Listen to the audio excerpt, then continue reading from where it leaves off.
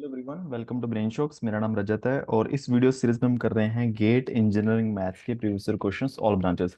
हर वीडियो में हम 5 क्वेश्चंस करते हैं। फिलहाल हमारा टॉपिक चल रहा है वेक्टर इंटीग्रेशन। तो फर्स्ट क्वेश्चन है इस वीडियो का, the line integral of vector field F, जो कि है 5xz i cap 3x² + y j cap x² z k cap along the path from 0,0 to 1,1 parametrized by t t. ठीक है, तो मतलब एक तरह से पाथ हो गए। ठीक है,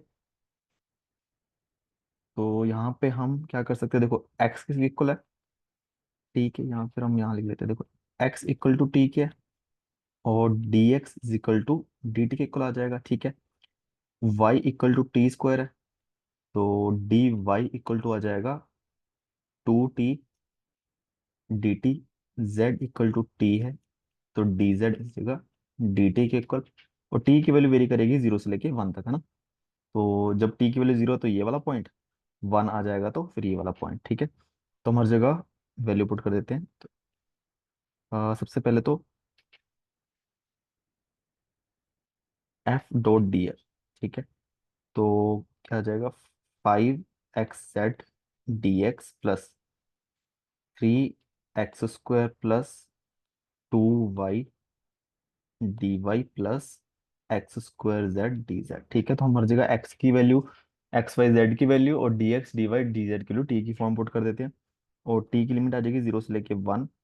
5xz यानी कि 5t² डी एक्स की वैल्यू डी टी है, प्लस 3x² यानी 3t² +2y यानी 2t² डी टी यानी कि 2t d T, D Y यानी 2t d T. x² z आ जाएगा t³ डी जेड आ जाएगा डी टी। ठीक है, अगर हम सबसे पहले डी टी कॉमन निकाले तो 5t², यहाँ बचेगा 3 + 2 5t² into 2 10t³ +t³ D T.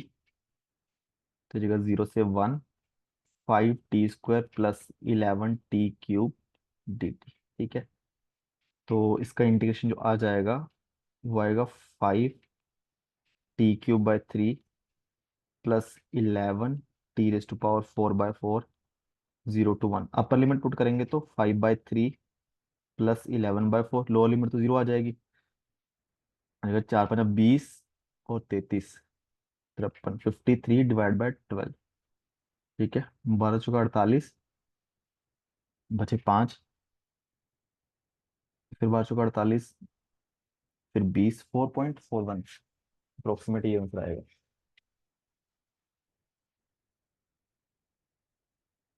ठीक है, 53/12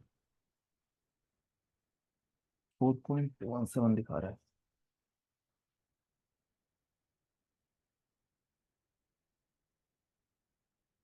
4.417 ये होगा। ठीक है,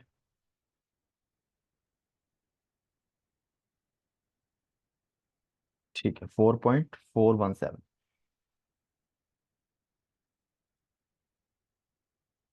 नेक्स्ट क्वेश्चन है, the surface integral over the sphere given by x² + y² + z²। ठीक है, तो देखो हमें अब क्लोज सरफेस दे दिया। ठीक है, अगर देखा जाए हमारे पास एफ डॉट डी एस,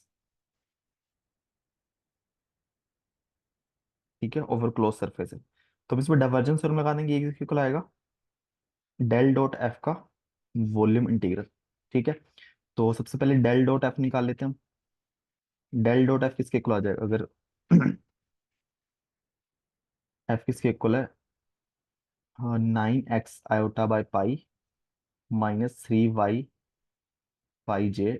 तो डेल डॉट एफ इसके इक्वल आएगा, इसका एक्स का डिफरेंशिएशन यानी कि 9/पाई प्लस इसका वाई का, तो माइनस आ जाएगा -3/पाई, बेसिकली 6/पाई आ गया। तो इसका वॉल्यूम इंटीग्रल, इसका 6/पाई का, ना तो ऐसा ट्रिपलेट बना लो, एक ही बात है। ठीक है, 6/पाई तो कांस्टेंट है, 6/पाई वॉल्यूम इंटीग्रल। कौन सी वॉल्यूम कितनी है, ये स्फीयर की वॉल्यूम। ठीक है, स्फीयर जिसका रेडियस है थ्री का स्क्वायर 9 यानी 3, तो 6/पाई, इसका वॉल्यूम आ जाएगा 4/3 पाई आर क्यूब यानी 3 का क्यूब। ठीक है, तो पाई पाई कैंसिल, 3 से एक 3 कैंसिल, तो 3 3 9, 6 चौका 24 इंटू 9, 216 आ जाएगा इसका आंसर। ठीक है, 216। नेक्स्ट क्वेश्चन है वैल्यू ऑफ। ठीक है, हमारे पास लाइन इंटीग्रल ही है वैसे। Where C is boundary of the region bounded by x is equal to zero, y is equal to zero and x plus y is equal to one. ठीक है, तो आ जाएगा x is equal to y, x plus y is equal to one, ये line होगी। X is equal to zero, ये वाली line होगी। Y is equal to zero, ये वाली लाइन होगी। ठीक है, क्लोज। सी इज बाउंड्री ना, तो ये हो गया। अब हम क्या कर सकते हैं, इसमें ग्रीन थ्योरम लगा सकते हैं कि close line integral f1 dx plus f2 dy, ये किसके इक्वल आ जाएगा, area integral of curl f2 by curl x minus curl f1 by curl y, है ना, dx dy। ठीक है, उसके हम लिमिट लिख देंगे बाद में। सबसे पहले देखो curl f2 by curl x, यानी कि इसका x का डिफरेंशिएशन आ जाएगा -6y माइनस इसका y के साथ, तो -16y dx dy। ठीक है, तो इस रीजन में जो dx वेरी कर रहा है, अगर x की डायरेक्शन में जाएंगे तो x वेरी कर रहा है। x की लोअर लिमिट क्या है, ये वाली लाइन यानी कि 0। ठीक है, अपर लिमिट है ये वाली लाइन, यहाँ पे x है 1 - y, और y की एक्सट्रीम लिमिट है 0 से लेके 1 तक, है ना, क्योंकि ये पॉइंट जो है ये 0, 1 है, ये 1, 0। ठीक है, तो इसको हम इंटीग्रेट कर सकते हैं 0 से 1, 0 से 1 माइनस वाई, ये बेसिकली आ जाएगा 10y dx dy। ठीक है, और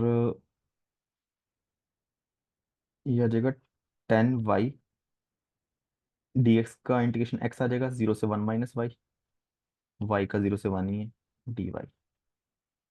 तो 10 बाहर आ गया, 1, y इंटू 1 - y dy, 10 बाहर ही है, 0 से 1 y minus y square dy,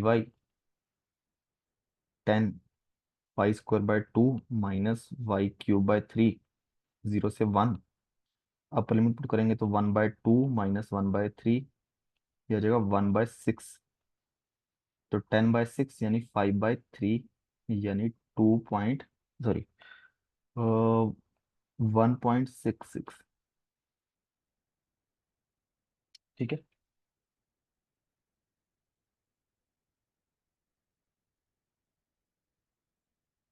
next question है ए वेक्टर फील्ड डी। ठीक है, ये सिलेंड्रिकल कोऑर्डिनेट में है। 2 rho square arrow plus Z A Z exist inside a cylindrical region enclosed by surfaces p is rho is equal to 1, z is equal to 0 and z is equal to 5। Let z be the surface bounding this cylindrical region। Surface integral of this field on S. देखो, एक हमें surface दिया हुआ है, एक तो रो is equal to 1। ठीक है, तो रो इज इक्वल टू 1 एक सिलेंडर हो गया पूरा। ठीक है, एक z इज इक्वल टू 0 यहाँ पे, z इज इक्वल टू 5 यहाँ पे। ठीक है, एक सिलेंडर, एक क्लोज सरफेस हो गया हमें। ठीक है, तो यहाँ पे हम क्या कर सकते हैं कि surface integral of D dot D S, इसको हम कर सकते हैं वॉल्यूम इंटीग्रल किसका, डेल डॉट डी का डी टी। ठीक है, तो डाइवर्जेंस, अब देखो, जो सिलेंड्रिकल कोऑर्डिनेट में अगर हमें वेक्टर दिया है, उसका डाइवर्जेंस आएगा डेल डॉट डी आएगा 1/रो, रो इंटू डी रो, उसका रो का डिफरेंशिएशन, डी फाइव का 1/रो, D phi curl D phi by curl phi, curl D Z by Z. ठीक है, इस तरीके से। तो सबसे पहले मुझे डी दिया हुआ है, मुझे डेल डॉट डी फाइंड करना है। ठीक है, सबसे पहले तो मुझे करना है 1/रो, रो इंटू डी रो, इसको हम करेंगे डेल 2 रो क्यूब आ जाएगा डी रो, प्लस 5 वाला तो है ही नहीं, और सिंपल इसका तो जेड के साथ ही आ जाएगा, डी जेड जेड के इक्वल ही है। ये आ जाएगा हमारा 6 rho square divide by rho plus 1, तो बेसिकली 6 रो प्लस वन आ गया, ठीक है। इसका हमें वॉल्यूम इंटीग्रल करना है। 6 रो प्लस वन। और डीवी किसके इक्वल होता है यहाँ पे? Rho d rho d five d z, ठीक है। इसके इक्वल आता है हमारा डीवी, स्मॉल वॉल्यूम सिलेंड्रिकल कोऑर्डिनेट। अब अगर रो देखो वेरी कहाँ से कहाँ तक कर रहा है, 0 से लेके 1 तक। पाई वेरी कर रहा है 0 से लेके पूरा, वन रोटेशन है 0 से लेके 2 पाई। और जेड मेरा वेरी कर रहा है 0 से लेके अपर, अपर क्या है 5, ठीक है, 0 से लेके 5। अब देखो सिंपल सी बात है यहाँ पे, तीनों अलग अलग है, ठीक है। लिमिट जो है इंडिपेंडेंट है, ठीक है। तो सिंपल, डी डी फाइव का फाइव आ जाएगा, अपर लिमिट 2 पाई है, ठीक है, लोअर लिमिट 0 है। डी जेड का जेड आ जाएगा, अपर लिमिट 5 है। तो बेसिकली 2 पाई किसकी वजह से आ गया? डी फाइव की वजह से।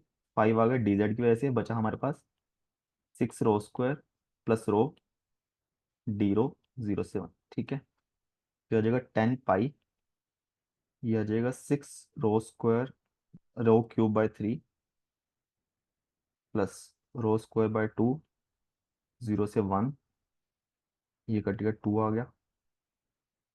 और 10 पाई, यहाँ पे आ जाएगा 2 + 1/2, यानी 10 पाई × 2.5,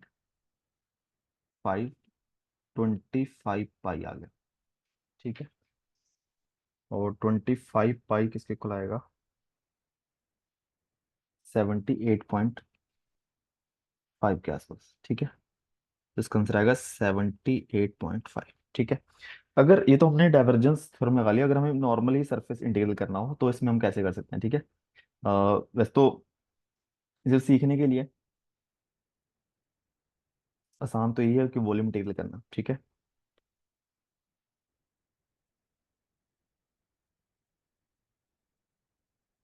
अगर देखा जाए हमारे पास तीन सरफेस है, ठीक है।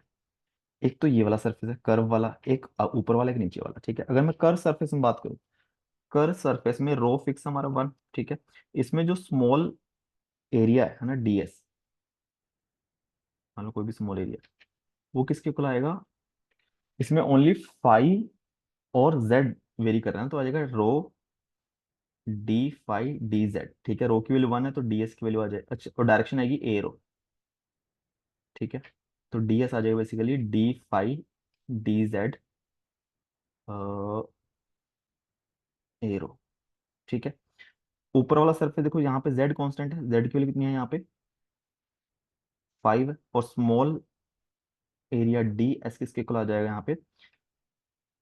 डायरेक्शन जेड की डायरेक्शन में आ गया, तो रो डी फाइव है ना, रो और फाइव दोनों वेरी कर रहा है, और डायरेक्शन आ गई ए जेड। सिमिलरली नीचे वाले में भी डी एस सेम आएगा, बस यहाँ पे जेड इज इक्वल टू 0 है, ठीक है। तो बेसिकली अगर देखा जाए, तीन सरफेस हो गए, ठीक है। तो इसको पहले हम क्या करते हैं, S1 S2 S3 कर लेते हैं। जैसे मान लो मैं इसको S1 लिख लेता हूँ,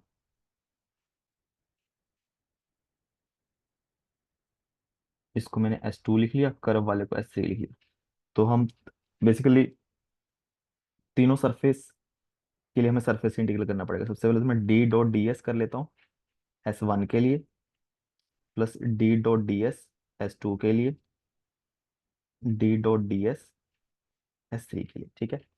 तो जब मुझे डी डॉट डी एस करना पड़ेगा डी S1 के लिए, यानी इसके लिए, और S1 और S2 के लिए डी एस तो सेम ही है, तो इसका डॉट प्रोडक्ट इसके साथ जब करूंगा तो सिर्फ इन दोनों का डॉट प्रोडक्ट हो जाएगा, ठीक है। ए जेड सेम डायरेक्शन है, इसके साथ तो 0 आ जाएगा। तो यहाँ पे जो मेरा आएगा, जेड रो डी रो D5, ठीक है। अब देखो इस सरफेस के लिए जो फाई है वो वेरी कर रहा है 0 से लेके 1 तक, ठीक है। और D5 वेरी कर रहा है 0 से लेके 2 पाई तक। सिमिलरली S2 के लिए भी क्या है, डी यही है, डी एस भी सेम है। तो इसके लिए भी क्या हो जाएगा, बट यहाँ पे Z इज इक्वल टू क्या है 5 है। और S2 के लिए,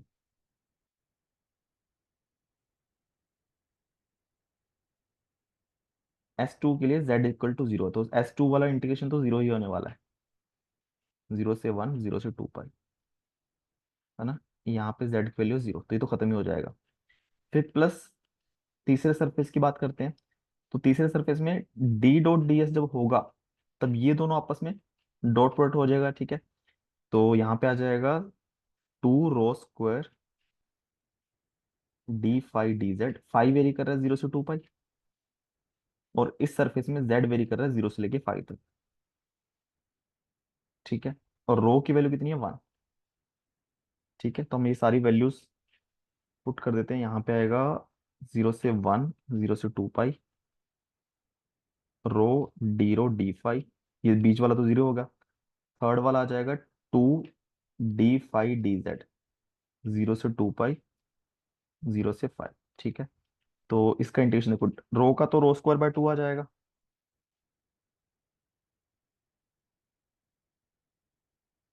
और डी फाई का फाई आ गया। लिमिट इंडिपेंडेंट आपस में ना कांस्टेंट ही है, 0 से 2 पाई, प्लस देखो 2 यहाँ पे बाहर, डी फाई का 0 से 2 पाई है तो 2 पाई आ जाएगा, और डी जेड का 5 आ गया, और ये आ जाएगा बेसिकली। अच्छा, मैंने ये नहीं किया, 5 आना चाहिए था ना, अभी जेड के लिए 5 पुट किया, 5 यहाँ पे बाहर, 5 × 1/2 × 2 पाई, प्लस 20 पाई, ये आ जाएगा 5 पाई। तो आंसर आ गया 25 पाई, ठीक है, सेम ही आ गया। तो इस तरीके से इससे हमारी डाइवर्जेंस और वेरीफाई भी हो गया ना। वैसे करना नहीं है, ये सिर्फ सीखने के लिए। सही तरीका यही है ना पेपर के हिसाब से तो, कि आसान। लास्ट क्वेश्चन इस वीडियो का, the value of the line integral along the path joining the origin and the point, ठीक है। तो अगर 0 0 से लेके हम 1 1 तक लाइन को ज्वाइन करते हैं, है ना, यहाँ पे क्या होगा, x = y = z, है ना, एक वेरिएबल t लिख लेते हैं, और यहाँ पे dx dy = dz = dt आ जाएगा, है ना। t वेरी कर रहा है 0 से 1 तक, तो हर जगह हम वैल्यू पुट कर सकते हैं।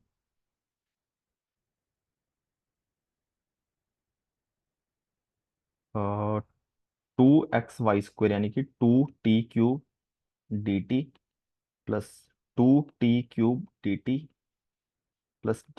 टी वेरी कर रहा है 0 से लेके 1 तक, यह आ जाएगा 4t³ + 1 dt, 0 से 1,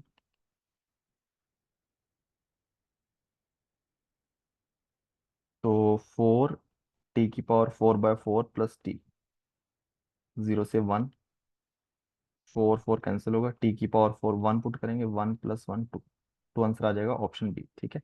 ये तो एक तो ये हो गया, दूसरा ये भी हो गया ना, इसको हम अगर कंजर्वेटिव फील्ड शो कर दें, है ना, पहले हमने काफी क्वेश्चंस किए हैं। ये क्या है, F.dl, है ना। अगर मैं ये शो कर दूं कि f जो है ये किसी फंक्शन के ग्रेडियंट से आया है, ठीक है, तो इसको मैं लिख सकता हूँ डायरेक्ट इनिशियल कंडीशन और इनिशियल और फाइनल पॉइंट, ठीक है। तो अगर देखा जाए, ये किसी एफ एक्स के साथ डिफरेंशिएट करने पे आया, वाई के साथ करने पे आया, जेड के साथ करने 1 आया। तो अगर थोड़ा हिट एंड ट्राई से देखें, क्या एफ x² y² + z नहीं आ सकता, ठीक है। आई थिंक पहले किया हुआ है, तो इसलिए मैं डायरेक्ट लिख रहा हूँ अभी, ठीक है। क्योंकि अब इसका अगर x से डिफरेंशिएट करोगे तो 2x y² आ जाएगा, y के साथ करोगे 2y x² आ जाएगा, z के साथ करोगे इसका 0 आ जाएगा, z का 1 आ जाएगा, ठीक है, इस तरीके से। तो हमें बस f में ही अपर लिमिट और लोअर लिमिट पुट करनी है ना, f यानी कि x² y² + z², z में 0 0 0 अपर लिमिट 1 1 1, ठीक है। 1 1 1 पुट करेंगे तो ये भी 1 + 1, लोअर लिमिट पुट करेंगे 0, तो 1 + 1 2, ठीक है। तो इस तरीके से भी कर सकते हो, दोनों से आसान है, ठीक है। तो इसी के साथ 5 क्वेश्चन हमारे खत्म होते हैं इस वीडियो के। किसी भी क्वेश्चन में डाउट हो नीचे कमेंट कर सकते हो, और वीडियो कुछ सीखा हो तो प्लीज वीडियो को लाइक करना और चैनल को सब्सक्राइब कर देना। Thank you so much.